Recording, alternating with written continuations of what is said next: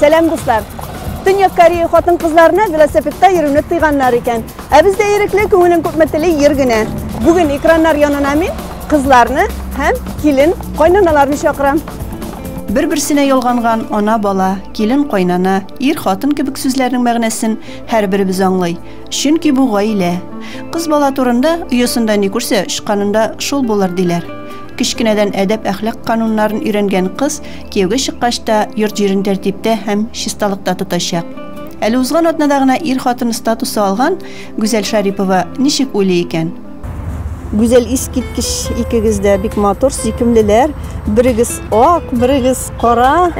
Bularni da qarab ketdingiz hali. Bularida bek motor. Motor shunday. Mana shulayda aytali, g'ishiq o'tlarida uzoq yonib yurdingmi? Bek uzoqda tugul endi 1 yillab bo'ldi endi ul hal. Necha kerak bo'ldi u? Biz aning bilan ulug' bir majlisda tanishdik. U majlis to'yda. Barcha qizlarda shu o'zlarining bo'lajak erlarini, yigitlarini shunda uchratadirmag'ayin. Bek motor bo'ldi ul. Shunda biz bir-birimizga ko'z tashlab, biz bir-birimizga qarashib, shundan tanishib, yurishib ketdik. Onun sana nindi sifatlari o'xshadi? Mana narsasi jelib bitdi? Tıynak. Bik shunday menga niq aning munosabatda menga bik niq shadini menga qarata bo'lgan munosabatlari. Har yigitning taqdimi o'zincha bir turli nindidir o'zga bo'ladi. Senga ul taqdimni necha kerak yasadi?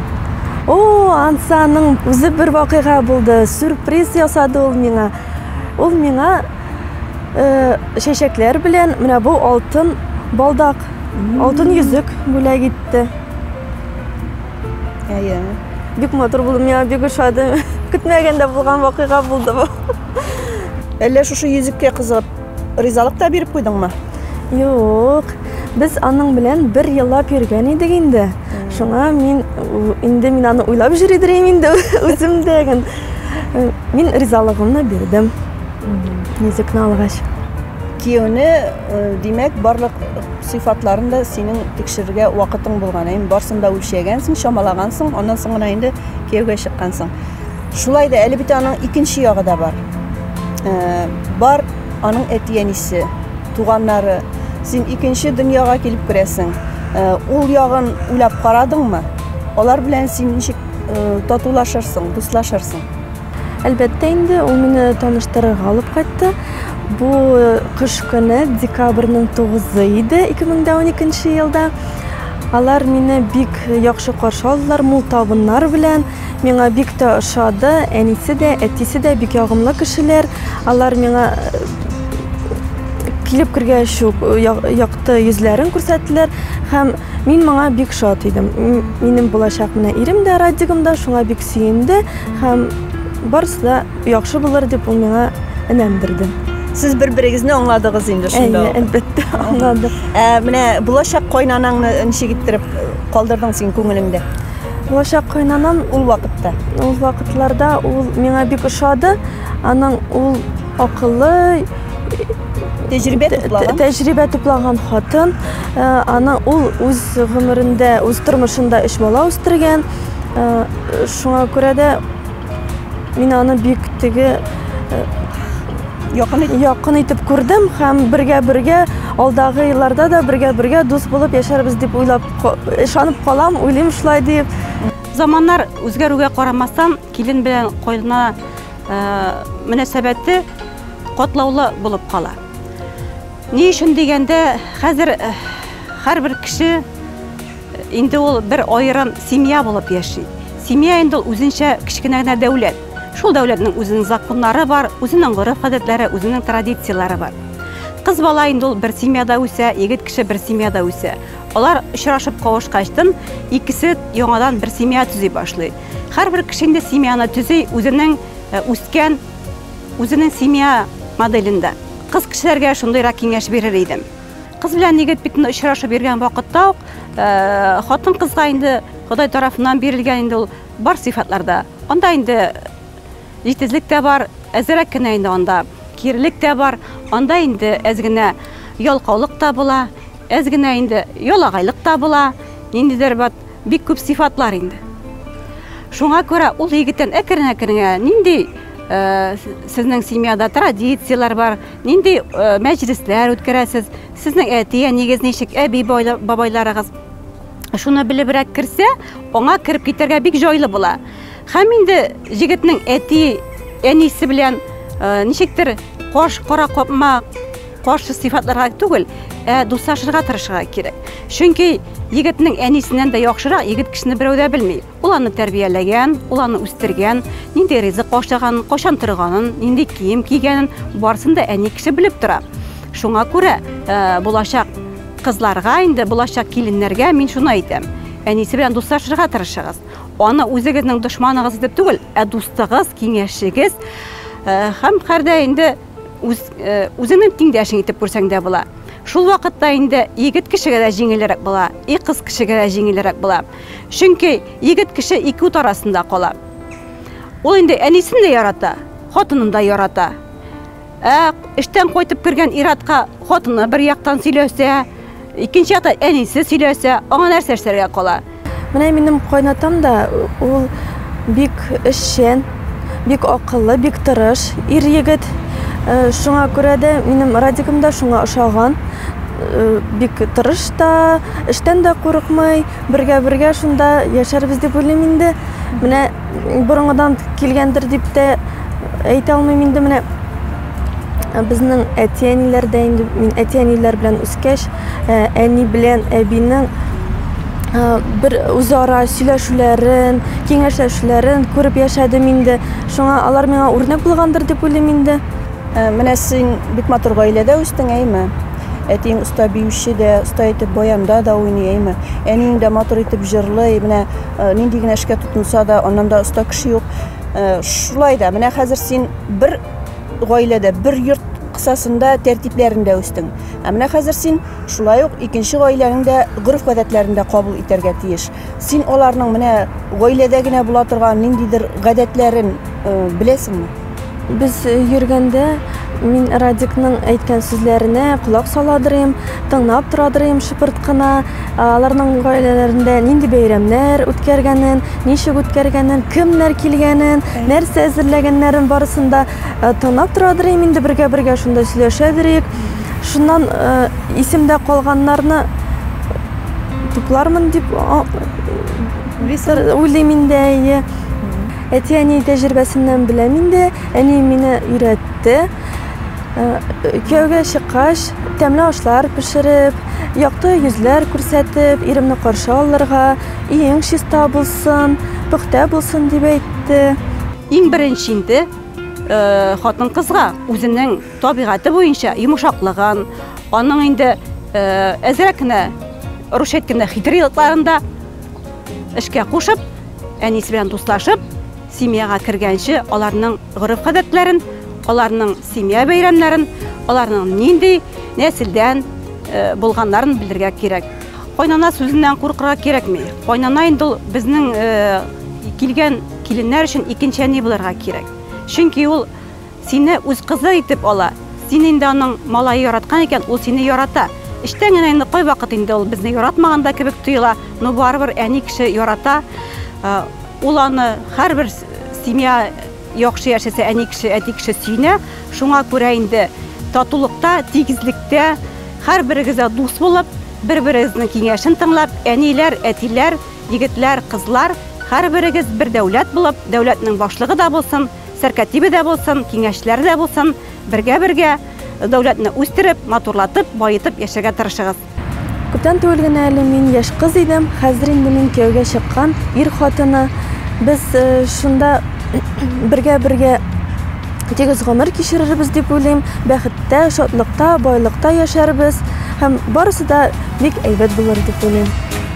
Иремнең әнисен назлап, әнкәем дидем үзем, онытыйк әле без әйдә, килен кайнана сүзен, гаиләләр гөрләшеп яшәй, барлык эшләр җайлана, яшәсәләр гел дус булып, килен белән кайнана, гаиләләр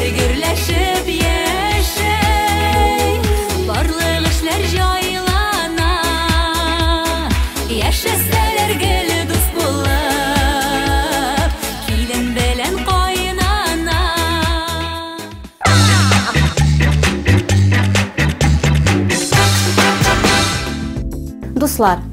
Һәр хатын-кыз бит инде аш-суга бик оста. Хәзерге көннәрдә кибетләрдә тиз ясала торган әйберләр бик күп сатыла. Мин үзем өчен шундый бер рецепт таптым. Юка җәймәдән мин үземә рулет ясарга ясыйм. Шунда сезне ясарга өйрәтергә телим. Аның өчен без краб таякчыкларын вак итеп турыйбыз.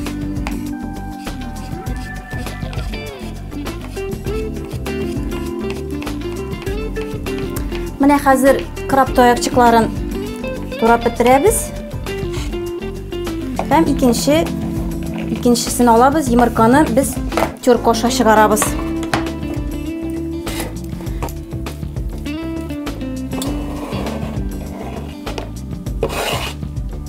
Хәзер безгә сырны да шулай ук ире тюрк аша чыгарырга кирәк.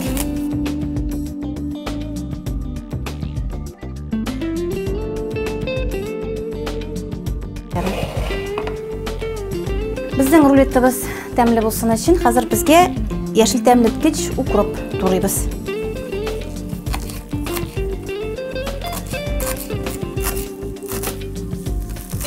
Ой, укропның исләре чыкты. Хәзер бит инде безнең бакчаларда укроп үсеп тора.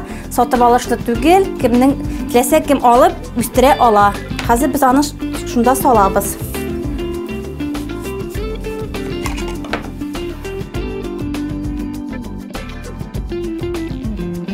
Менә хәзер шушы катнашмага майонез салып былгатабыз. Майонез салабыз. Монда туз салып тормыйбыз. Майонез да тузлар бар бит инде. Шуның өчен хәзер әбәтләп кенә аны бултыйбыз, булгатабыз. Менә безнең катнашмабыз әзер. Без аны хәзер юка җәймәләргә сулыйбыз. Юка итеп кенә сөртәбез.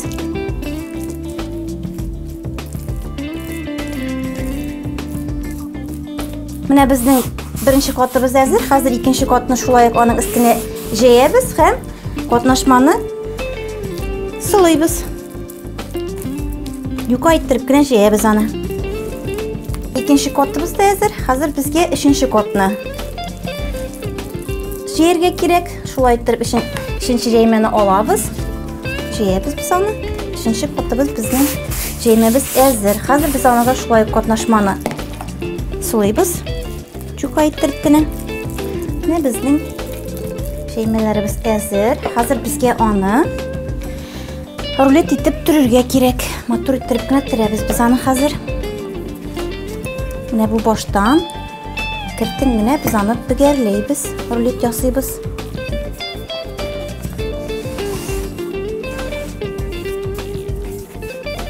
Менә безнең рулетыбыз әзер. Хәзер бу рулетны теләк буенча, чтобы катнашмалары сеңеп бетсен өчен 1-2 сәгатькә суыткычка куеп торырга кирәк була. Менә хәзер безнең рулетыбыз суыткычтан алды. Хәзер менә бу баш-башларын, мотор булмаган җирләрен, катнашма кирмәгән җирләрен без аны кисеп алабыз. Бу ягында шулай итәбез. Без рулетыбызны суыткычка куябыз, катнашма җәймәгә сеңсен өчен. Менә ул безнең сеңде, йомшарды. Хәзер без аны турыйбыз. Тәлинкәләргә матур итеп түзәбез.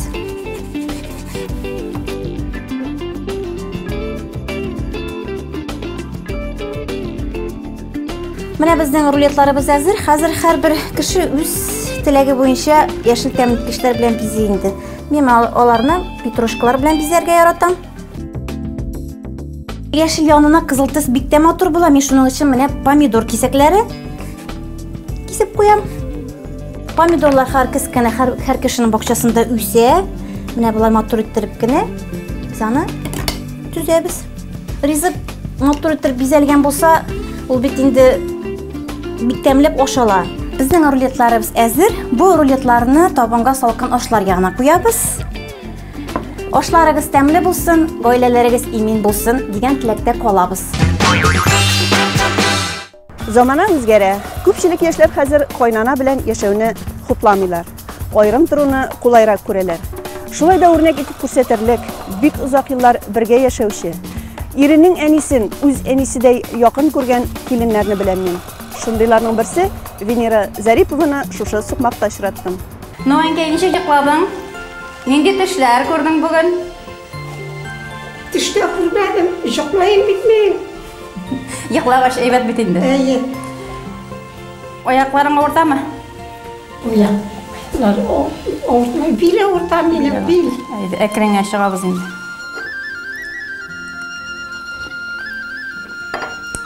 Әйдә рәхәтләнеп шәңгәләр белән сыйланып чәй эчәргә әйдә.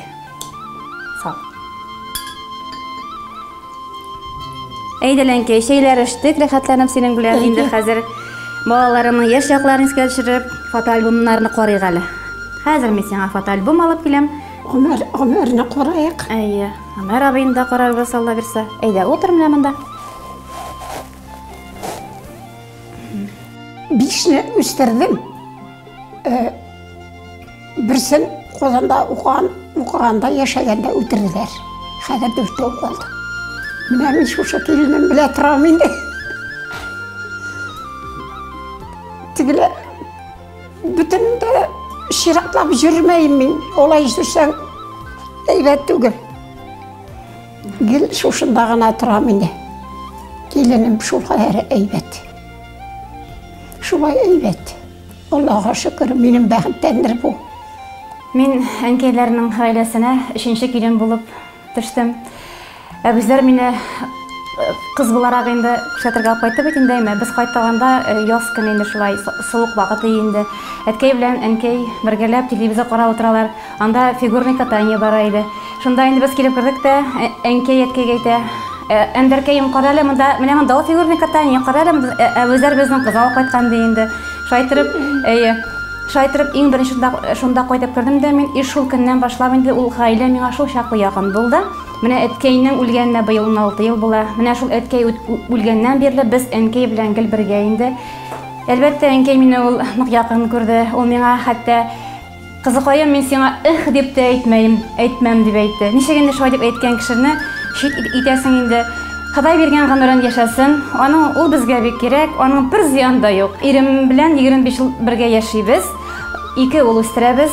Менә бу 25 ел гомер иткән көн кичә генә булган бер мизгел шикелле. Шунчаклы рәхәт дус яшибез. 3 киленем бар, 3-се дә гаибәт. Аллаһка шөкер.